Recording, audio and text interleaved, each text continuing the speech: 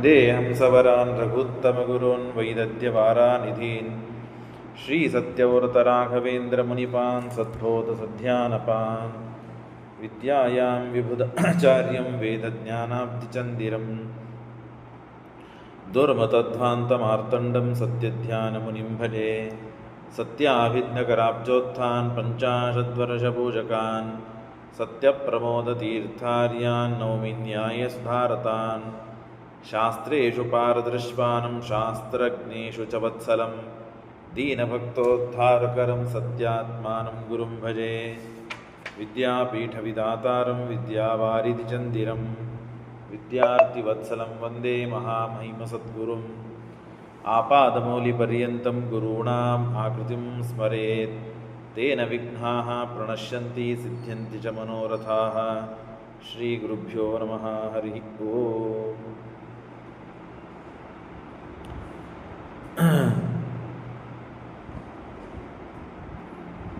ಶ್ರೀಕೃಷ್ಣ ಪರಮಾತ್ಮ ದ್ವಾರಕೆಗೆ ಹೋಗಿದ್ದಾನೆ. ರಾರಸೂಯ ಯಾಗ ಆದ ಮೇಲೆ ಈ ಕಡೆಗೆ ಧೃತರಾಷ್ಟ್ರ ತಾನು ದುರ್ಯೋಧನನಿಂದ ಶಕುನಿಯಿಂದ ಪ್ರೇರಿತನಾಗಿ ತನ್ನ ತಮ್ಮನಾದ ವಿದುರನಿಗೆ ಕೊಟ್ಟು ಕಳಿಸಿದ್ದಾನೆ. ಧರ್ಮರಾಜನಿಗೆ ಜೂಜಾಟವನ್ನು ಆಡೋದಕ್ಕಾಗಿ ಕರೆದುಕೊಂಡು ಬಾ ಅಂತ. ಅಧರ್ಮ ಅದನ್ನು ಮಾಡಬಾರದು ಅಂತ ಹೇಳಿದರೂ ಕೇಳಲಿಲ್ಲ. ಆ ಆಟ ಆಡಿದರೆ ಜಗಳ ಆಗ್ತದೆ, ಕುಲನಾಶವಾಗ್ತದೆ, ವಂಶನಾಶವಾಗ್ತದೆ ಅಂತ ಹೇಳಿದರೂ ತಾನು ಧೃತರಾಷ್ಟ್ರ ವಿದುರನಿಗೆ ಉತ್ತರ ಕೊಡ್ತಾನೆ, ನಾವೆಲ್ಲ ಹಿರಿಯರಿದ್ದೇವೆ, ಜಗಳ ಆದರೂ ನಾವು ಅದನ್ನು ಬಿಡಿಸೋಣ, ಸುಮ್ಮನೆ ಎಲ್ಲರೂ ಒಂದು ಕಡೆ ಕೂಡಿ ಆಟ ಆಡಬೇಕು, ಸಣ್ಣವರೆಲ್ಲರೂ ನಾವು ಅದನ್ನು ನೋಡಬೇಕು ಅನ್ನೋ ಸಲುವಾಗಿ ಅಷ್ಟೇ ಈ ಇಚ್ಛಾಪಟ್ಟಿದ್ದೇ ಹೊರತು ಅವರಲ್ಲಿ ಜಗಳ ಹುಟ್ಟುವುದಕ್ಕಾಗಿ ಅಲ್ಲ ಅಂತ ತಾನು ಧೃತರಾಷ್ಟ್ರ ಹೇಳುತ್ತಾನೆ. ಆಯಿತು ಅಂತ ಎಷ್ಟು ಹೇಳಿದ್ರು ಕೇಳಲಿಲ್ಲ. ತಾನು ಬಂದಾಗ ಧರ್ಮರಾಜನನ್ನು ಕರೀತಾನೆ. ನಿಮ್ಮ ಕಕ್ಕ ಮತ್ತೆ ಜೂಜಾಟವನ್ನು ಆಡೋದಕ್ಕಾಗಿ ಕರೆದಿದ್ದಾನೆ, ಹಾಗಾಗಿ ಬಾ ಅಂತಂದರೆ ಅವನು ತಯಾರೇ ಆಗಿಬಿಟ್ಟ ಬರಲಿಕ್ಕೆ. ಎಲ್ಲ ಸಿದ್ಧತೆಗಳನ್ನು ಮಾಡಿಕೊಂಡ. ಭೀಮ, ಅರ್ಜುನ, ನಕುಲ, ಸಹದೇವ, ಕುಂತಿ, ದ್ರೌಪದಿ ಎಲ್ಲರೂ ಹೇಳುತ್ತಾರೆ ಬೇಡ ಅಂತ. ಆದರೂ ತಾನು ಕೇಳಲಿಲ್ಲ. ಯಾಕೆ? ಕಲ್ಯಾವೇಶವಾಗಿ ಬಿಟ್ಟಿದೆ. ಮತ್ತು ಕಲ್ಯಾವೇಶದಿಂದಲೇ ಹಿಂದೇನೆ ತಾನು ಒಂದು ಪ್ರತಿಜ್ಞೆ ಮಾಡಿದ್ದಾನೆ. ಎಲ್ಲರದೊಂದೊಂದು ಪ್ರತಿಜ್ಞೆ ಇರ್ತದೆ. ತಂದೇನು ಪ್ರತಿಜ್ಞೆ ಅಂದರೆ ಆಹೂತೋ ದ್ಯೂತಕರಣ ನಿವರ್ತೇಯಂ ನೈವ ವಾರಿತೋಪಿತಿ. ಜೂಜಾಟಕ್ಕೆ ನನ್ನನ್ನು ಯಾರಾದರೂ ಕರೆದರೆ ನಾನು ಇಲ್ಲ ಅಂತ ಅನ್ನೋದಿಲ್ಲ, ಜೂಜಾಟಕ್ಕೆ ನಾನು ಬಂದೇ ಬರ್ತೇನೆ ಅಂತ ಹೇಳಿ ಅವನು ತನ್ನ ಪ್ರತಿಜ್ಞೆಯನ್ನು ಮಾಡಿದ್ದಾನೆ. ಹಾಗಾಗಿ ಆ ಕಾರಣದಿಂದ ಬರ್ತಾನೆ. ನಹಿ ಧರ್ಮೋ ದ್ಯೂತಕೃತೋ ವಿಶೇಷತಃ ಕ್ಷತ್ರಿಯಸ್ಯ ಲೋಕಗುರೋಹೋ. ಕ್ಷತ್ರಿಯರಾದವರಿಗೆ ಜೂಜಾಟವನ್ನು ಆಡುವುದು ಯೋಗ್ಯವಲ್ಲ ಅಂತ ಹೇಳ್ತಾನೆ ವಿದುರ. ಯಾರು ಕರೆದುಕೊಂಡು ಹೋಗಲು ಬಂದಿರುತ್ತಾನೋ ಆ ವ್ಯಕ್ತಿನೇ ಹೇಳ್ತಾನೆ ಜೂಜಾಟ ಆಡೋದು ಸರಿಯಲ್ಲ, ಕ್ಷತ್ರಿಯರು ಆಡಬೇಡ ಅಂತೆಲ್ಲ ಹೇಳಿದರೂ ತಾನು ಕೇಳದೇನೆ ಅಣ್ಣ ತಮ್ಮಂದರಿಂದ, ದ್ರೌಪದಿಯಿಂದ ಮತ್ತು ಕುಂತಿಯಿಂದ ಸಹಿತನಾಗೇನೆ ತಾನು ಬರಬೇಕು ಅಂತ ಬಂದುಬಿಡ್ತಾನೆ. ವೈಚಿತ್ರ ವೀರನೃಪತಿರ್ವಿದುರಾನ್ವಿತೋಸ್ಯ ಗಾಂಧಾರ ರಾಜಸಹಿತಾಸ್ತನಯ ಸಕರ್ಣಾ ಪ್ರಾಪ್ತ ಸಭಾತಲಮತಾಹ್ವಯದಾತ್ರ ಧರ್ಮರಾಜಂ ಸುತಸ್ಸುಬಲಕಸ್ಯ ಸದೇವಯಾನ. ಆಗ ಬಂದು ರಾತ್ರಿ ಅಲ್ಲೆಲ್ಲ ಪಾಂಡವರಿಗೆ ವಿಶೇಷವಾಗಿ ಮರ್ಯಾದೆ ಮಾಡ್ತಾರೆ. ಅಲ್ಲಿ ಸಭೆಯಲ್ಲಿ ಊಟಕ್ಕೆ ವ್ಯವಸ್ಥೆ ಮಾಡಿ ಊಟ ಮಾಡಿ ರಾತ್ರಿ ಮಲಗಿ ಮರುದಿನ ಮುಂಜಾನೆ ಎದ್ದು ತಾವು ಸಭೆಗೆ ಎಲ್ಲ ಈ ದುರ್ಯೋಧನಾದಿಗಳು, ಕರ್ಣ ಸಮೇತನಾಗಿ ದುರ್ಯೋಧನ, ಭೀಷ್ಮಾದಿಗಳು ಎಲ್ಲರೂ ಬರ್ತಾರೆ. ಇವರು ಕೂಡ ಬರ್ತಾರೆ. ಬಂದಾಗ ಸಭೆ ಏನು ಅಂತಂದರೆ ಎಲ್ಲರೂ ಕಲ್ಯಾವೇಶಿತರಾಗಿದ್ದಾರೆ, ಕಲ್ಯಾವಿಷ್ಟರಾಗಿದ್ದಾರೆ. 6-7 ಜನ ಬಿಟ್ಟರೆ ಎಲ್ಲರೂ ಕಲ್ಯಾವೇಶದಿಂದ ಕುಡಿದವರು. ಯಾರು? ಸರ್ವಾಂಶ ತತ್ರ ಕಲಿರಾವಿ ಸದೇವ ಭೀಮ ಪೂರ್ವಾನ್. ಸರ್ವಾಂಶ ತತ್ರ ಕಲಿಹಿ ಆವಿಶತ್ ಏವ ಭೀಮ ಪೂರ್ವಾನ್ ವಿನೈವ ಚತುರ ಪೃಥಾಂಸ ಕೃಷ್ಣ. ಭೀಮಸೇನ್ ದೇವರು, ಅರ್ಜುನ, ನಕುಲ, ಸಹದೇವರು ಇವರು 4 ಮಂದಿಗೆ ಕಲ್ಯಾವೇಶ ಆಗಿದ್ದಿಲ್ಲ. ಮತ್ತು ಪೃಥಾ ಕುಂತಿಗೆ ಆಗಿದ್ದಿಲ್ಲ, ಕೃಷ್ಣ ದ್ರೌಪದಿ ದೇವಿಗೆ ಆಗಿದ್ದಿಲ್ಲ, ವಿದುರನಿಗೆ ಆಗಿದ್ದಿಲ್ಲ. ಅದು ಬಿಟ್ಟರೆ ಧರ್ಮರಾಜ ಮೊದಲು ಮಾಡಿಕೊಂಡು ಭೀಷ್ಮಾದಿಗಳಿಗೂ ಕಲ್ಯಾದಿವೇಶವಾಗಿತ್ತು. ಹಾಗಾಗ್ಲೇನೆ ಭೀಷ್ಮಾದಿಗಳು ಈ ಸಭೆಯನ್ನು ತಡಿಲಿಲ್ಲ, ಈ ಲೆತ್ತದ ಆಟವನ್ನು ಯಾರೂ ತಡಿಲಿಲ್ಲ. ಯಾಕೆ ಅಂದರೆ ಅವರಿಗೆಲ್ಲ ಕಲ್ಯಾವೇಶ ಆಗಿಬಿಟ್ಟಿದೆ. ಇಷ್ಟು ಅವಸ್ಥೆ ಬಂದಿದೆ. ಕ್ಷತ್ತಾರಮೀವ ಚ ತಥೋ ನಹಿ ಭೀಷ್ಮಮುಖ್ಯೈಸ್ತೇ ವಾರಿತ ಕುಲವಿನಾಶಕ ಕರ್ಮ ಹಿ ಕೃತ್ತಾಹ. ಕುಲನಾಶವಾಗುವಂತಹ ಕರ್ಮ ಇದು, ಮೋಸದ ಆಟ. ಇದನ್ನು ಆಡಬೇಡಿ, ನಿಲ್ಲಿಸಿ ಅಂತ ಭೀಷ್ಮಾದಿಗಳು ನಿಲ್ಲಿಸಬೇಕಾಗಿತ್ತು. ಮುಂದೆ ಬರ್ತದೆ, ದ್ರೌಪದಿ ದೇವಿ ಬಂದು ಕೇಳ್ತಾಳೆ ಇದು ಧರ್ಮ ಅಲ್ಲ ಅಂತ ಹೇಳಿ. ಆಗಲೂ ಭೀಷ್ಮಾಚಾರ್ಯರು ತಾವು ಮುಂದೆ ಆಗಲಿಲ್ಲ. ಭೀಮಾದಿಭಿಸ್ಸಹ ವಿದುರೇಣ ಚ ವೀರ್ಯಮಾಣೋ ದ್ಯೂತೆ ನಿಧಾಯ ಪಣಮಪ್ಯ ಕೆಲಂ ಸವಿತ್ತಂ. ಆಯಿತು, ಆಟ ಪ್ರಾರಂಭವಾಯಿತು. ಹೇಗಿದೆ ನೋಡ್ರಿ, ಆಟ ಅಂದರೆ ಏನಿದು? ತಮ್ಮನ್ನು ತಾವು ಮೊದಲು ಮಾಡಿಕೊಂಡು ಎಲ್ಲವನ್ನೂ ಕಳೆದುಕೊಳ್ಳೋದು, ಪಣಕ್ಕೆ ಇಡೋದು. ಹೊಲವನ್ನಿಟ್ಟ, ಮನೆಗಳನ್ನಿಟ್ಟ, ಬಂಗಾರವನ್ನಿಟ್ಟ, ಮುತ್ತುರತ್ನಗಳನ್ನು ಇಟ್ಟ, ತನ್ನ ರಾಜ್ಯಗಳನ್ನಿಟ್ಟ, ಏನೇನಿತ್ತು ಆಸ್ತಿ ಪಾಸ್ತಿಗಳನ್ನು ಒಂದೊಂದು ಬಾರಿ ಒಂದೊಂದನ್ನು ಇಡ್ತಾ ಹೋದ. ಎಲ್ಲವನ್ನೂ ಕಳೆದುಕೊಳ್ತಾ ಇದ್ದಾನೆ. ಶಕುನಿ ಕೂತಿದ್ದಾನೆ ಲತ್ತವನ್ನು ಹಿಡಿದುಕೊಂಡು, ಎಲ್ಲ ದೋಷಗಳಿಂದ ಕೂಡಿದಂತಹ ದುಷ್ಟ ಶಕುನಿ. ಅವನು ಲೆತ್ತವನ್ನು ಹಾಕ್ತಾ ಇದ್ದಾನೆ, ಎಲ್ಲವನ್ನು ಗೆಲ್ತಾ ಇದ್ದಾನೆ. ಆಗ ಧೃತರಾಷ್ಟ್ರ ಕೇಳ್ತಾ ಇದ್ದಾನೆ, ಕಿಂ ಜಿತಂ ಕಿಂ ಜಿತಂ, ಏನು ಗೆದ್ರ ನನ್ನ ಮಗ ದುರ್ಯೋಧನ, ಏನು ಗೆದ್ದ ನನ್ನ ಮಗ, ಏನು ಗೆದ್ದ ಅಂತ ಕೇಳ್ತಾನೆ. ಅವನೂ ಕೂಡ ಕಲ್ಯಾವೇಶವಾಗಿದೆ. ಅವನಿಗೂ ಸಕಲರಿಗೂ ಕಲಿ ಪೂರ್ಣವಾಗಿ ಅವಿಷ್ಟನಾಗಿದ್ದಾನೆ.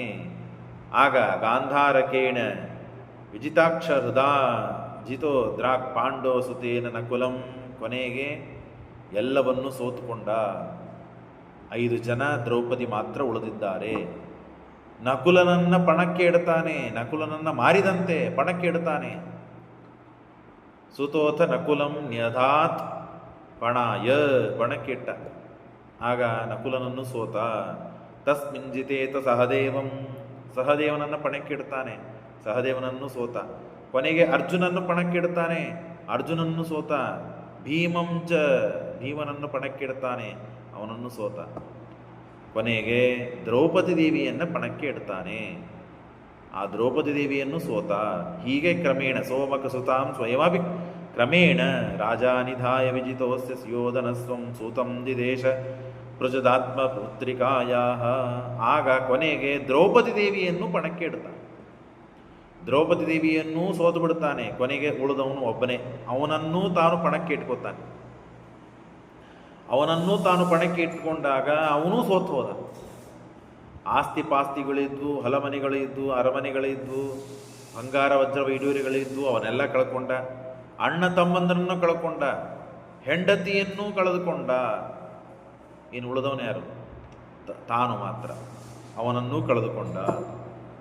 ಅವನನ್ನು ಕಳೆದುಕೊಂಡಾಗ ದುರ್ಯೋಧನ ಹೇಳ್ತಾನೆ, ಒಬ್ಬ ಸೂತನನ್ನು ಕರೆದುಕೊಂಡು, ಸೂತೋಗತ್ವಾ ತದಂತಂ ಸಮಕಥಮನಿಮಾಂ ದೂತ ಮಧ್ಯೆ ಜಿತಾಸಿ.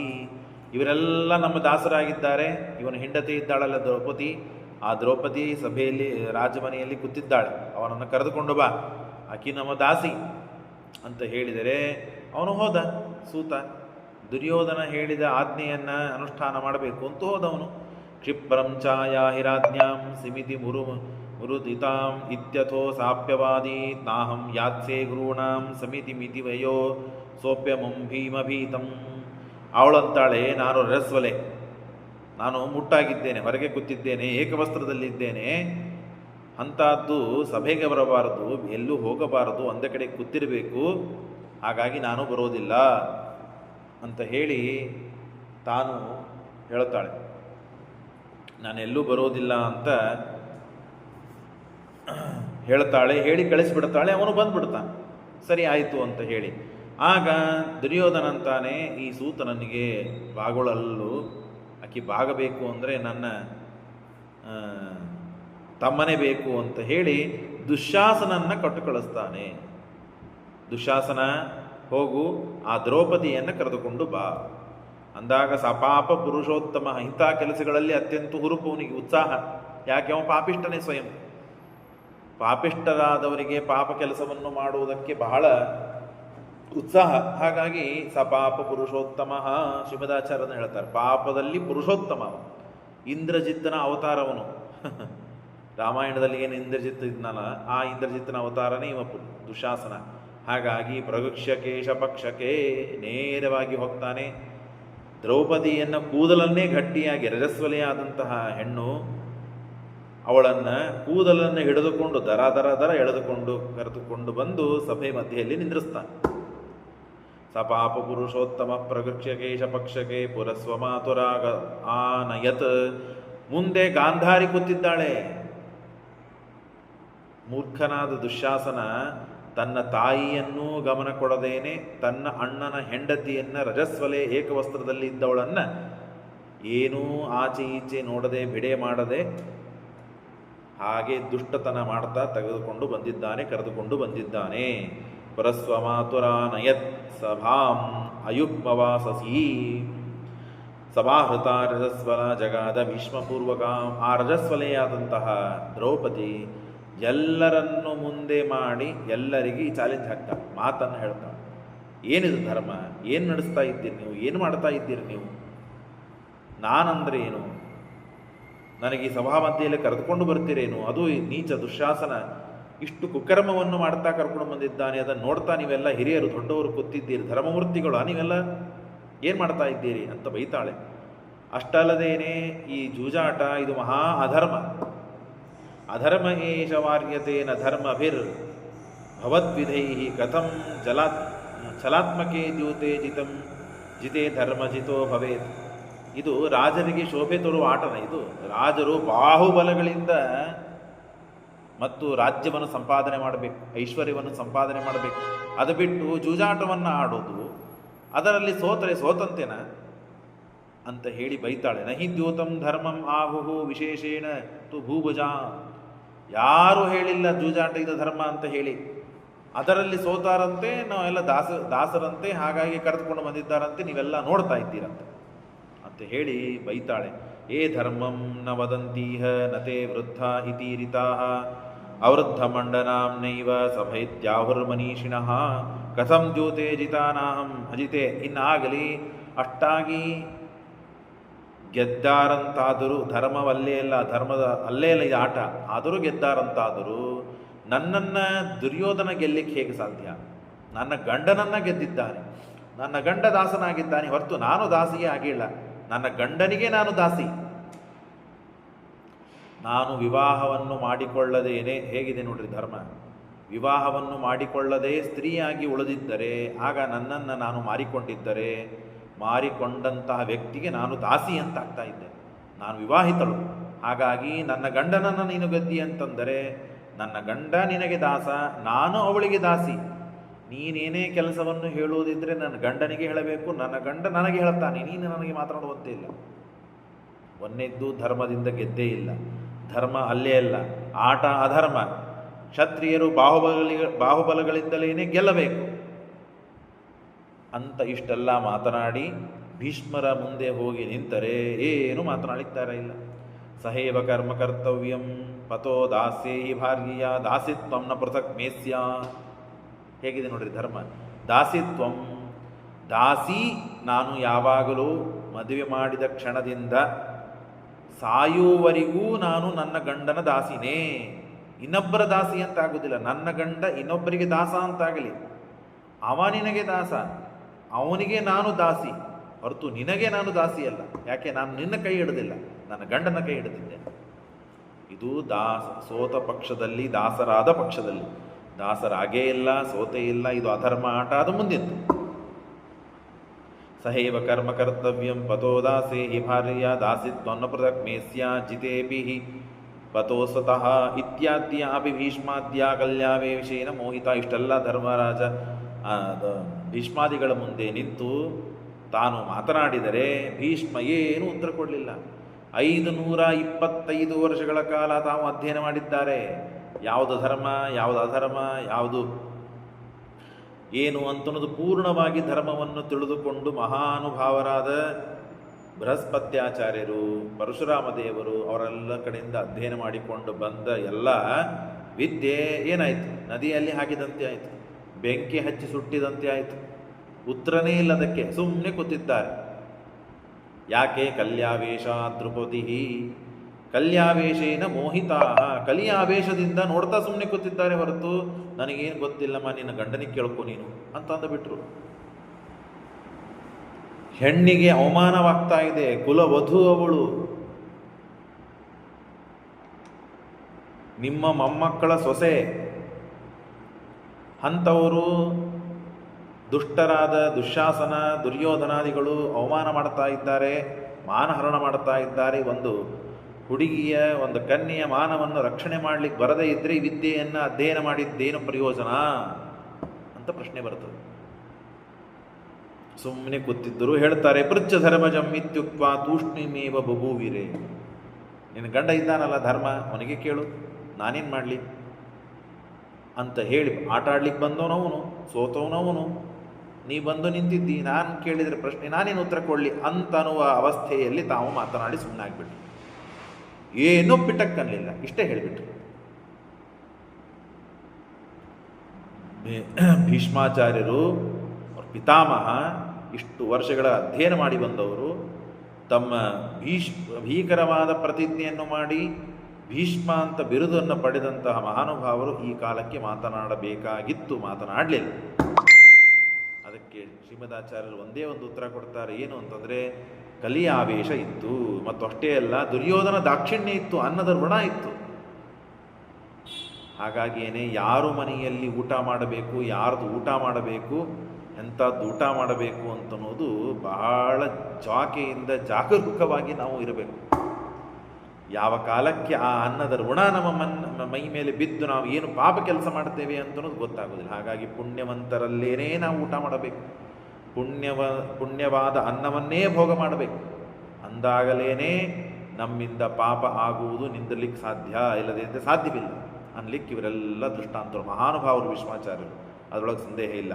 ಆದರೆ ಅತ್ಯಂತ ಶುದ್ಧಳಾದ ದ್ರೌಪದಿ ದೇವಿಯ ಮಾನವನ್ನು ಭಂಗ ಮಾಡುವ ಸಮಯದಲ್ಲಿ ಅವರಿಗೆ ಯಾರಿಗೂ ಏನೂ ಶಾಸನೆ ಮಾಡಲಿಲ್ಲ. ಅಷ್ಟೇ ಅಲ್ಲ, ಬುದ್ಧಿ ಮಾತುಗಳನ್ನು ಹೇಳಲಿಕ್ಕಾಗಲಿಲ್ಲ ಇವ್ರ ಕಡೆಯಿಂದ.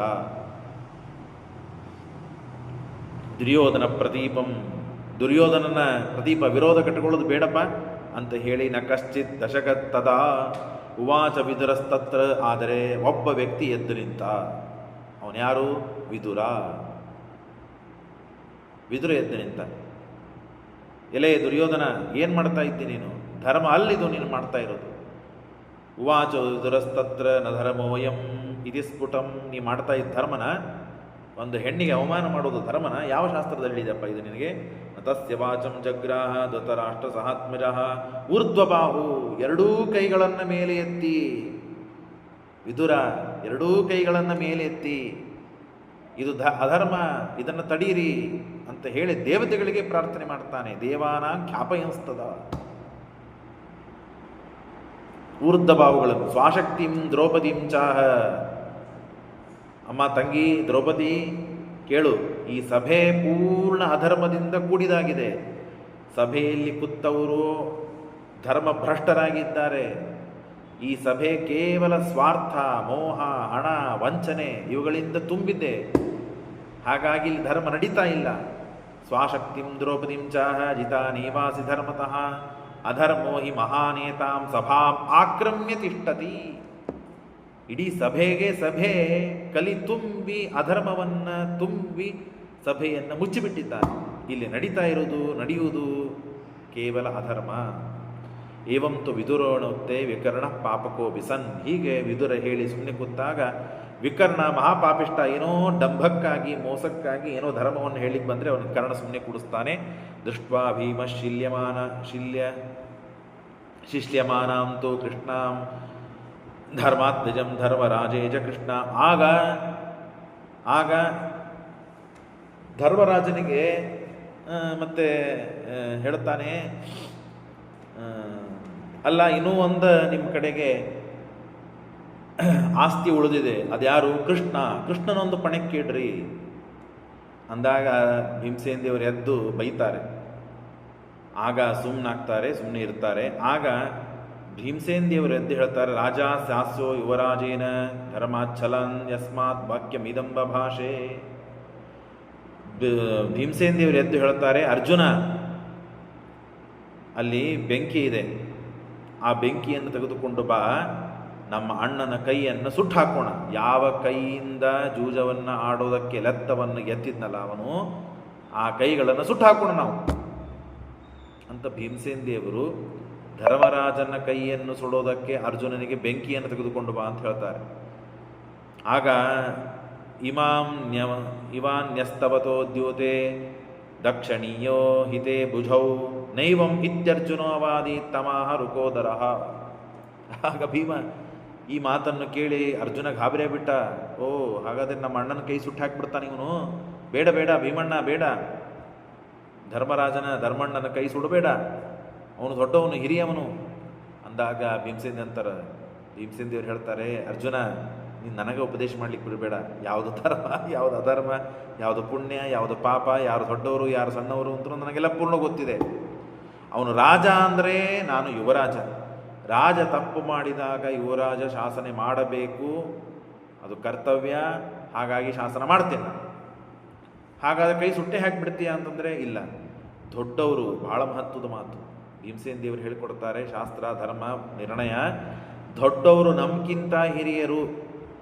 ನಮ್ಗಿಂತ ಹಿರಿಯರು ಏನಾದರೂ ತಪ್ಪು ಮಾಡಿದರು, ಅಧರ್ಮ ಮಾಡಿದರು, ಪಾಪ ಮಾಡಿದರು ಅಂತಂದರೆ ಬಾಯಿ ಮಾತಿನಿಂದ ಅವರನ್ನು ದೂಷಣೆ ಮಾಡಬೇಕು, ಬಾಯಿ ಮಾತಿನಿಂದ ಅವರನ್ನು ಬೈಬೇಕೇ ಹೊರತು ಬೇರೆ ಇದೇನೂ ಮಾಡತಕ್ಕದ್ದಲ್ಲ.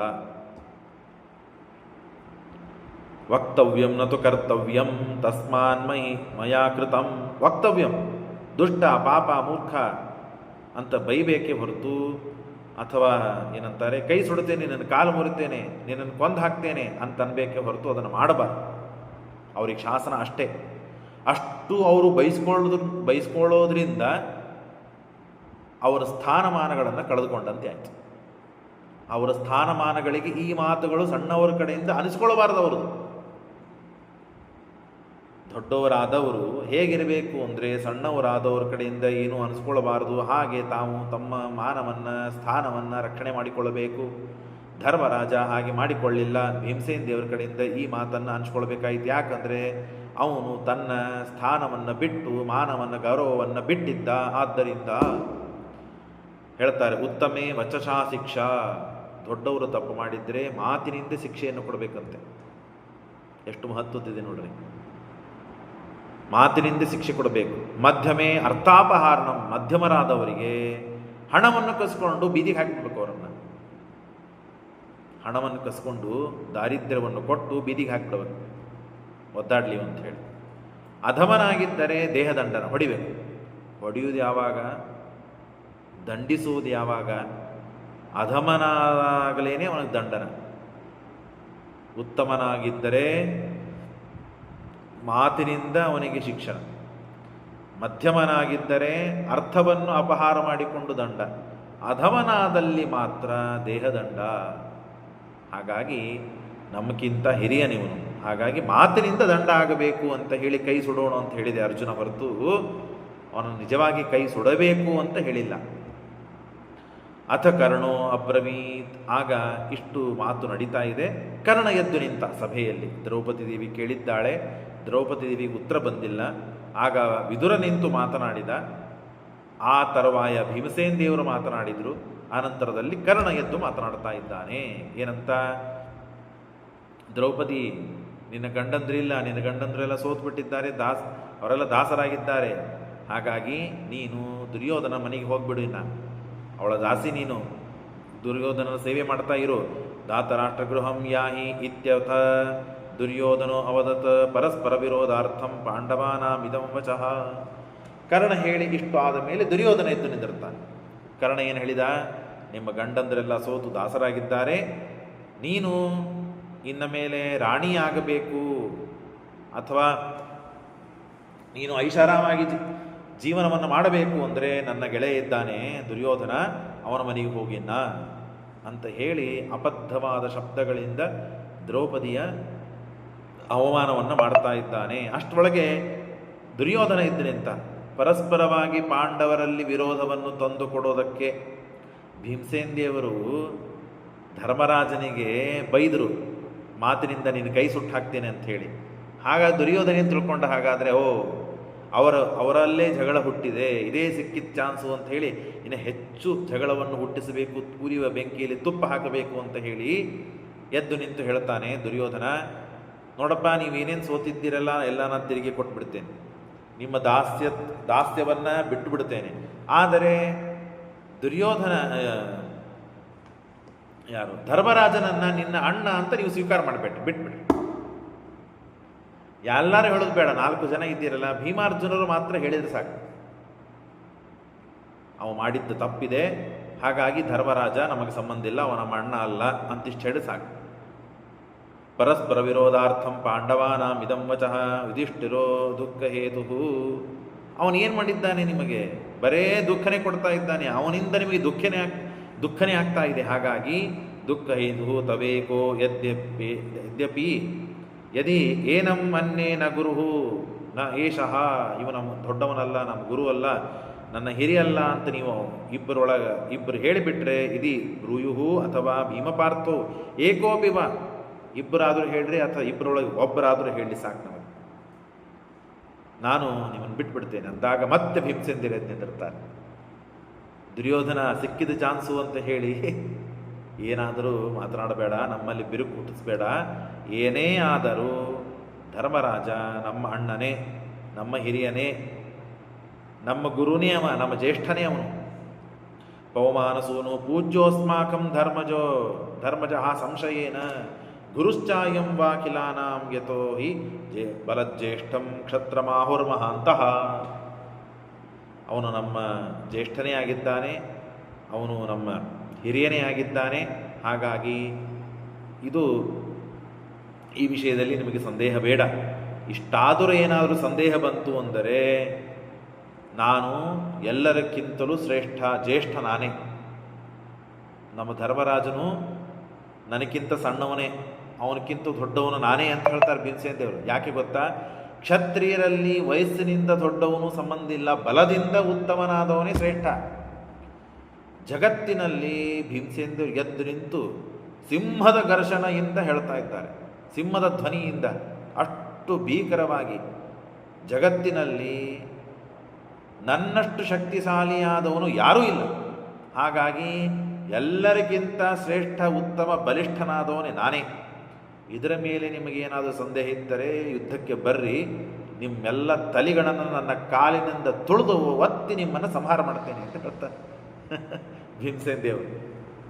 ನೋಡ್ರಿ, ಬಲಜ್ಯೇಷ್ಠೇ ಯದಿವಾ ಸಂಶಯ ಸ್ಯಾತ್ ಉತ್ತಿಷ್ಠತ್ವಂ ಸರ್ವ ಏವಾದ್ಯ ವೀರಾಃ ಮೃತ್ನಾಮಿವಃ ಪಾದತಲೇನ ಸರ್ವಾನ್ ಸಹಾನುಬಂಧಾನ್ ಯಶ್ಚ ಮಾಂ ಯೋದ್ಧುಕಾಮಃ.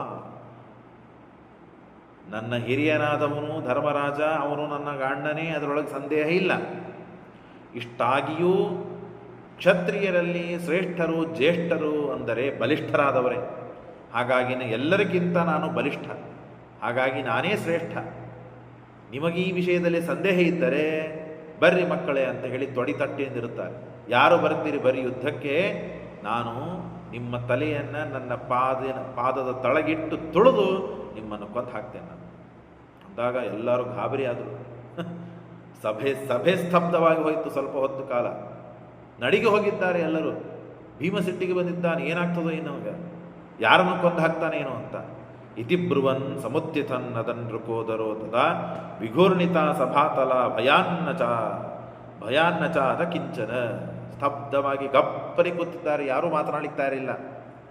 ಭೀಷ್ಮೋ ದ್ರೋಣೋ ವಿದುರಾದ್ಯ ಕ್ಷಮಸ್ಸು ಸರ್ವಂ ತ್ವಯೋಕ್ತಂ ಸತ್ಯಮಿತ್ತೇವ ಹಸ್ತೌ ಗೃಹೀತ್ವೇನಂ ಸ್ಥಾಪಯಾಮಸುರಸ್ಮಿನ್ ಸ್ಥಿತೆ ಶಾಂತಿರಥಾಪರಾಧಂ. ಆವಾಗ ಭೀಷ್ಮಾಚಾರ್ಯರು ದ್ರೋಣಾಚಾರ್ಯರೆಲ್ಲ ಬಂದು ಕೈ ಹಿಡಿದು ತೊಳಗೆ ಕುಡಿಸ್ತಿದ್ದಾರೆ. ಶಾಂತನಾಗಪ್ಪ ಭೀಮ, ನೀ ಹೇಳಿದ್ದೆಲ್ಲ ಸತ್ತನೆ, ಶಾಂತನಾಗು ಅಂತ ಹೇಳ್ತಾ ಇದ್ದಾರೆ.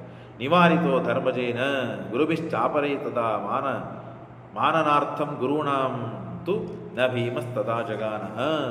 ಆಗ ಭೀಮಸೇನ ದೇವರು ಆ ಬಂದ ಸಿಟ್ಟಿಗೆ, ಅವರು ಮಾಡಿದ ಅಧರ್ಮಕ್ಕೆ, ಪಾಪಕ್ಕೆ ಆಗಲೇ ಅವರನ್ನು ಸಂಹಾರ ಮಾಡುವ ಶಕ್ತಿ ಇತ್ತು, ಸಾಮರ್ಥ್ಯ ಇತ್ತು, ಕೊಂದು ಹಾಕವರೇ ಇದ್ದರು.